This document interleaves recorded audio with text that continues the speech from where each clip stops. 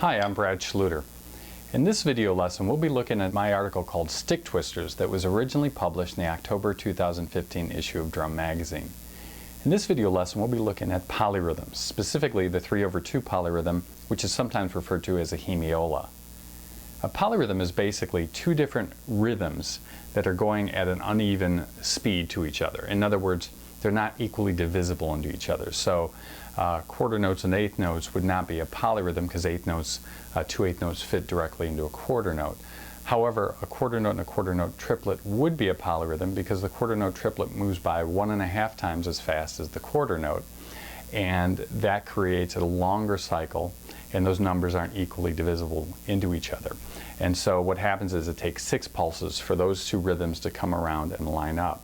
Now each of those rhythms has its own even division. It's just that it takes a little longer for them to reline up again, realign.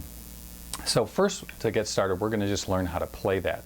If you haven't done that before, this will be useful to you, and I'll show you some simple ways to do that. So basically what I'm going to do is I'm going to start with a click, and I'm going to treat this speed, this click, as the quarter note.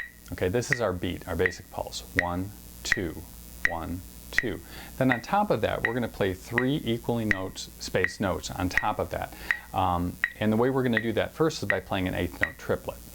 So we're going to end up playing quarter note triplets on top of this quarter note pulse. But the easiest way to do that is first start with eighth note triplets. And we'll do it like this.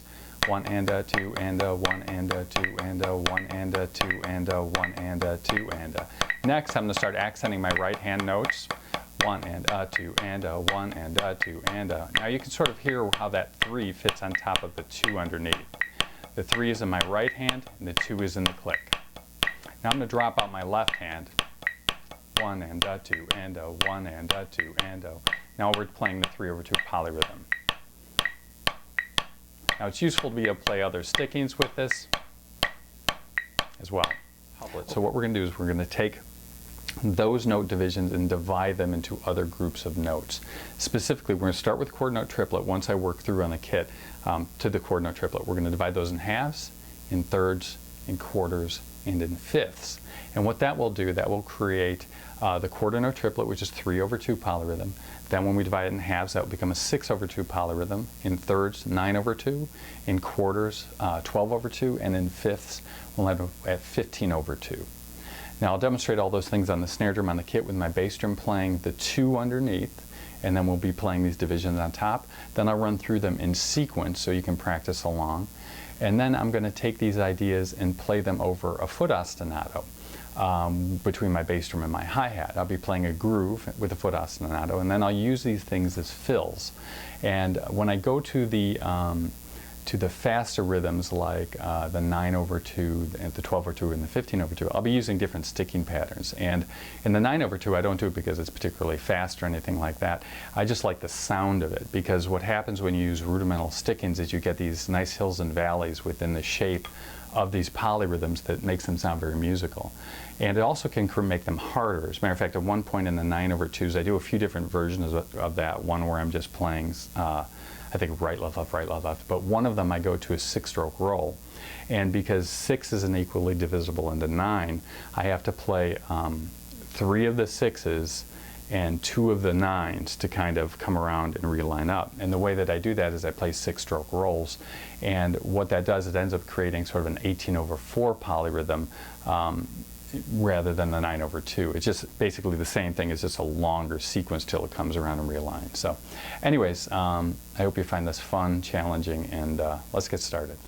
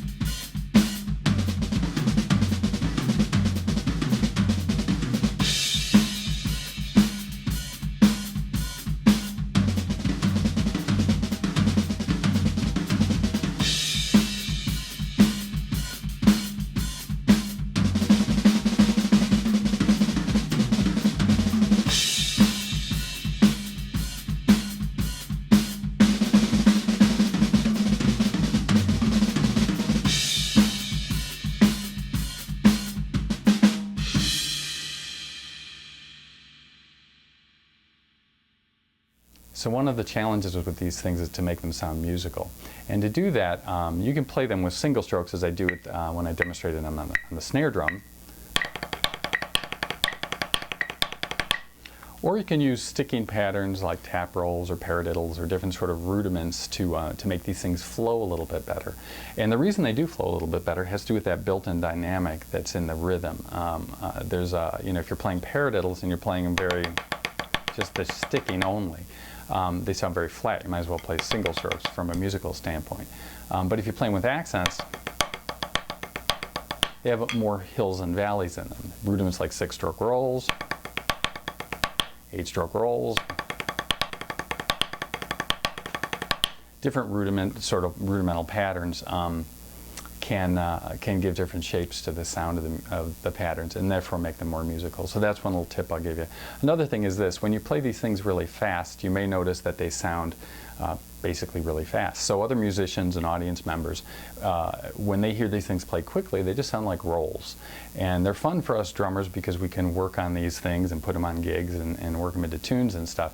But from the audience perspective, it sounds like something cool and fast, which is great. However, if you play them very slowly, the oddness of what you're doing starts to become revealed.